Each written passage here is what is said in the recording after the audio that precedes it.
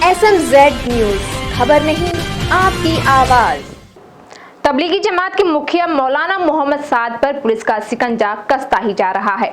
उनसे जुड़ी प्रॉपर्टी पर छापेमारी के दौरान पुलिस को कुछ ऐसी चीजें पता लगी जो ये बताती हैं कि मौलाना मोहम्मद साद ने पिछले कई सालों से तबलीगी जमात और मरकज को अपने हिसाब से तानाशाह की तरह चला रहे थे। इसके खिलाफ उनके साथ काम करने वालों ने भी कई बार आवाज उठाई, लेकिन कोई सुनवाई ही नहीं हुई।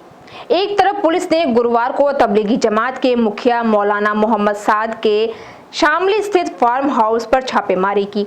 दूसरी तरफ पुलिस और ईडी को कुछ ऐसे दस्तावेज हाथ लगे हैं जिनसे साद की तानाशाही का पता चलता है। साद या तबलीगी जमात से जुड़े कई लोगों ने पिछले 5 सालों में 7 ऐसी लिखित शिकायतें अंदर खाने दी थीं, लेकिन हुआ कुछ नहीं। साद पर आरोप है कि इस 95 साल पुराने संगठन को वह अपनी मर्जी से चलाने की कोशिश कर रहे थे। पारदर्शिता को उन्होंने खत्म कर दिया था और कई मुद्दों पर वह उस रास्ते से ही भटक गए थे जो इस संगठन से शुरुआती नेताओं ने तय किया था।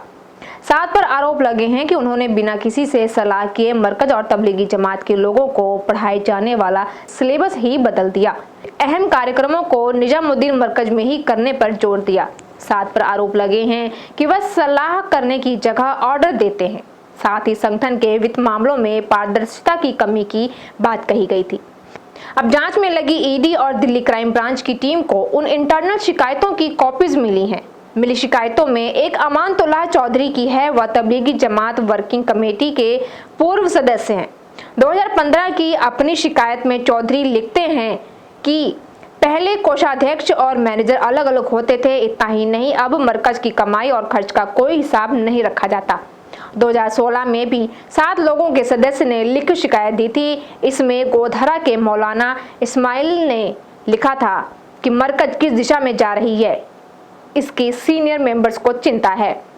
2016 में ही चेन्नई, अलीगढ़, बेंगलुरु और दिल्ली से साद के खिलाफ शिकायतें आई। लिखा था कि मौलाना साद सिर्फ मस्जिदों में जुटने पर जोर देते हैं, जबकि बाहर निकलकर जमातियों को क्या करना है इस पर नहीं। अगर आपको यह वीडियो पसंद आई हो तो वीडियो को लाइक कीजिए और ऐसे ही अपडेट्स के लिए हमारे चैनल को सब्सक्राइब कीजिए और बेल आइकन जरूर हिट कीजिएगा ताकि सभी नोटिफिकेशन आप तक सबसे पहले पहुंच सके।